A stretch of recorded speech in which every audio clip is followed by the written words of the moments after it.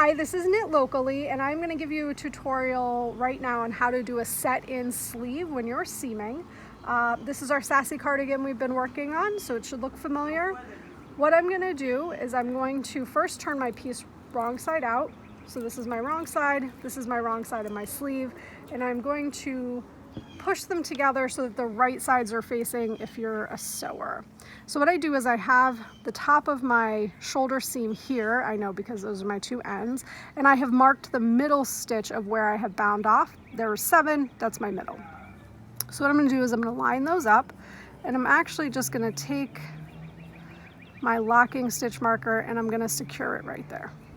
Now we can do this a couple ways. You can either use, I like to use these little clips. If you're a quilter or a sewer, these kind of come in handy. Otherwise you can use locking stitch markers. But I like to sort of pin it all the way around before I go. So what I do is I just line them up, pin it, pin it. I find this is a little bit easier to do if I have not sewn my sleeve together first. You can sew your sleeve together first and then do it, or go ahead and do it flat. It's completely up to you. So what I will do is, this is my edge point here, so I will just secure that and see how it's a little bit, right, so I'm just gonna ease that in. This does take a little bit of finesse and just easing. I would say be very zen about it. Don't take it too seriously. We can work it out here. If you were thinking ahead, these seams, when you sew them together, do your 3-needle bind off, or I did a Kitchener, you can leave the edges long so you can use that yarn to weave it in. I wasn't thinking ahead, so my yarn is not that long. So that's a challenge. But what I am going to do is I'm going to show us on this one right here, and take my tapestry needle and show us how to sew in these edges. So I'm going to just put another clip down here. Just ease that in. Okay.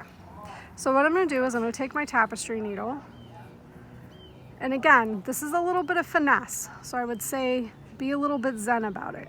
So I'm going to go under my 2 V's here. You can see my V right there. Go underneath my V and go underneath my V. This is a seam you can't use a mattress stitch on because your seams are not lining up. So I just sort of weave back and forth. So this is our slipped selvage edge. So I'm going to go under there, go under my bound off edge, kind of go just weave back and forth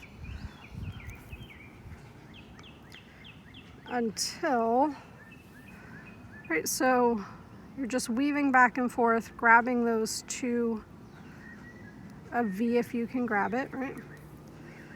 Trying not, this yarn is non-superwash and it's pretty loosely spun, so it will split a little bit. I'm trying not to split it going through there. Okay, so this, we should flip it over and it'll give us an idea. So now, if you flip it, you can see you've got an edge there. Now, you can see you've got your seam. And that's how it's supposed to look. You can do it a little bit tighter if you don't like it, like if it's too rough of a seam for you, but that's actually how that looks. Thanks for watching.